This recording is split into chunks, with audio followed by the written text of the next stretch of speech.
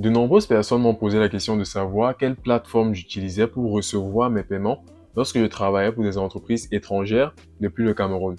Je réponds à cette question dans cette vidéo.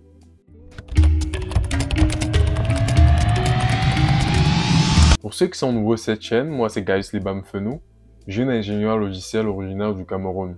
Ici, je vous parle de nouvelles technologies, d'intelligence artificielle et de carrière.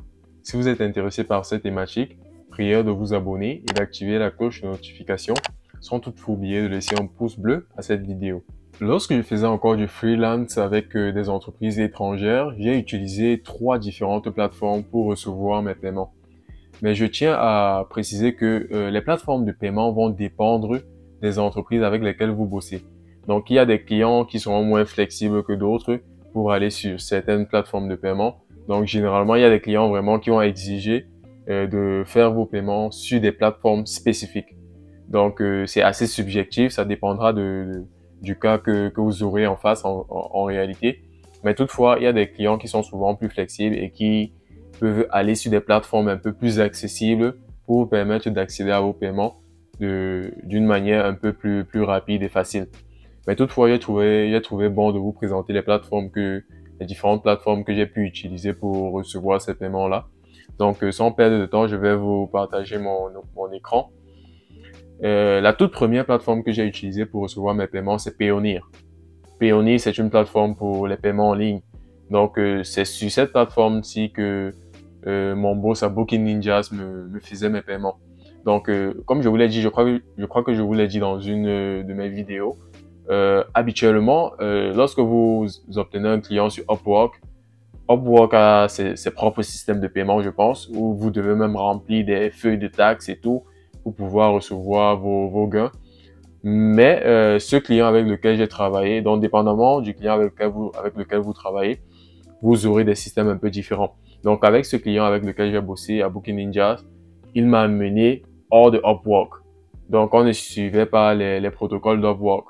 Et je connais même aussi un ami qui a eu ce même genre de scénario. Donc le client utilise juste Upwork pour vous contacter, mais il vous amène hors de Upwork pour gérer le travail et faire les différents paiements. Donc c'est un peu ce qui s'est passé dans mon cas. Donc on utilisait Payoneer. Donc Payoneer, c'est cette plateforme de paiement en ligne. Et là, vous créez simplement un compte avec votre numéro de téléphone, une adresse email.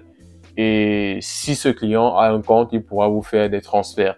Et maintenant, lorsqu'on vous fait un transfert et que ça va dans votre portefeuille Payoneer, vous pourrez extraire cela pour rapatrier ça dans un compte, par exemple, courant que vous avez au pays, en Afrique, dépendamment du pays dans lequel vous vous trouvez.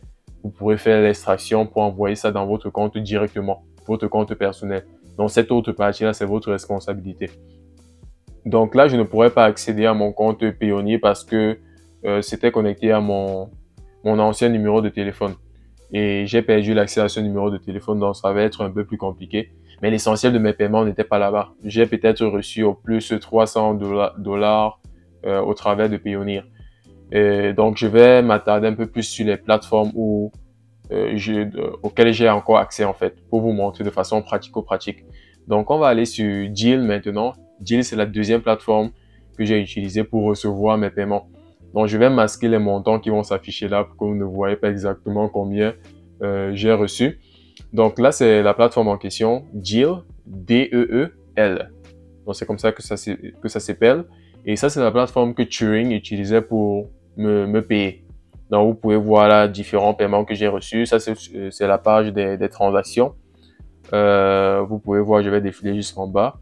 Vous allez remarquer, j'ai commencé à recevoir les paiements en juin, le 30 juin 2022. Parce que c'est en juin 2022 que j'ai commencé à travailler avec Turing. Donc, j'ai reçu ce premier paiement. Après, j'ai reçu celui-ci. Vous voyez bien le nom, From Turing Enterprise Inc. Donc, je vais même rafraîchir la page parce que certains peuvent se dire que c'est juste un montage que j'ai fait. C'est bel et bien mon compte Deel. Je rafraîchis la page, il me demande de me reconnecter. Je vais le faire tout de suite. Pas de souci. Parce que ça a pris un peu de temps c'est resté un peu ouvert pendant trop de temps, donc du coup, ça m'a déconnecté. Donc là, ça va se reconnecter et vous verrez les différents trucs. Comme je l'ai dit, Donc ici, on a l'historique de mes transactions. Le 30 juin, j'ai reçu des paiements, ainsi de suite et tout. Donc vous pouvez voir là, quand vous voyez From Turing, ça signifie que c'est l'entreprise Turing qui m'a envoyé de l'argent sur, sur le compte, sur mon compte Deal.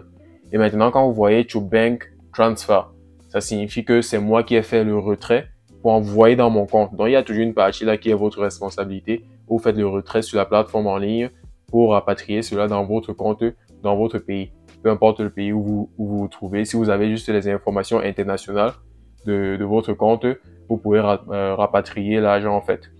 Donc, c'est ce que j'ai fait. J'ai reçu pas mal de paiements et tout. Le dernier paiement que j'ai reçu de leur part, c'était le 31 janvier. Et par la suite, j'ai fait le retrait. Donc, c'est ça l'historique de mes paiements. Je vais masquer la partie qui montre les montants pour que vous ne voyez pas les montants que j'ai. Au niveau des bank transfers, quand vous voyez To Bank Transfer, vous allez voir le signe négatif. Donc, ça signifie que j'ai débité mon compte en ligne pour envoyer ça dans mon compte bancaire personnel. Donc, ça, c'est l'historique. C'est la plateforme que Turing utilisait. Je ne sais pas s'ils ont changé cela entre-temps, mais c'est ce qu'ils utilisaient lorsque je travaillais avec eux. Et c'est une plateforme assez intéressante. C'est là que j'ai signé le contrat pour pouvoir recevoir des paiements. Ils m'ont demandé mon numéro d'identifiant unique, le numéro de taxe. On appelle ça NIE au Cameroun, numéro d'identifiant unique. Donc, j'ai fourni simplement ça pour pouvoir activer les paiements et recevoir et faire le retrait de mon argent. Donc, c'est sur ça, j'ai signé le contrat. Je crois que mon contrat est quelque part là. Si je fouille bien, je vais retrouver ça. Je me rappelle plus trop. Bref, il y a différents trucs à ce niveau. Il y a les dépenses. Oui, à ce niveau. Oui, je crois que c'est là. Bon, ça, ce sont les factures. Donc, ils m'ont fait les factures, les reçus et tout. Donc, bon, il y a pas mal d'éléments sur cette plateforme. C'est une plateforme ils appellent ça les Global Employment Application. Les plateformes d'emploi global. Bon, j'espère que je prononce bien. Donc, ce sont les applications que des entreprises qui recrutent à l'international, qui travaillent avec des freelances à l'international, utilisent très souvent pour pouvoir centraliser leurs paiements. Parce que la difficulté souvent lorsque des entreprises travaillent avec des personnes qui vivent dans différents pays, c'est de leur virer leur argent. Donc, du coup, ils utilisent de telles plateformes-là pour gérer les différents aspects, aspects taxes, aspects paiement, et bien d'autres, même les offres, les contrats de travail et tout. Donc, c'est cette plateforme-là qu'ils utilisent. Il y a pas mal d'options. Je ne maîtrise pas très bien la plateforme en question. Mais toutefois, je vous ai montré ce qui me concernait, les différentes transactions que j'ai eu à faire là-bas. Donc, ça, c'est le profil, c'est à l'accueil et tout. Vous voyez, il y a ces différents trucs, les taux, l'historique des transactions, mon portefeuille. Vous voyez ici, je n'ai plus d'argent sur mon compte parce que j'ai tout retiré. Donc, c'est ça. Ils disent ici la contractor. Donc, c'est ça. Je pense que c'est pas mal ce que j'avais à vous montrer pour ça. Il n'y a pas grand-chose d'autre. Ok, oui, c'est ça. Donc, en général, c'est sur cette plateforme-là que je gérais mes paiements. Maintenant, la dernière plateforme que j'ai utilisée pour recevoir des paiements, c'est Wise.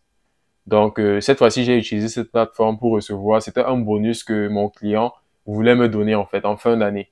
Donc, ils étaient satisfaits de mon travail. Ils ont décidé de m'envoyer eux-mêmes un bonus. Mon client avec lequel je travaillais sur la plateforme Turing. Donc, ils ont utilisé Wise pour me faire le transfert.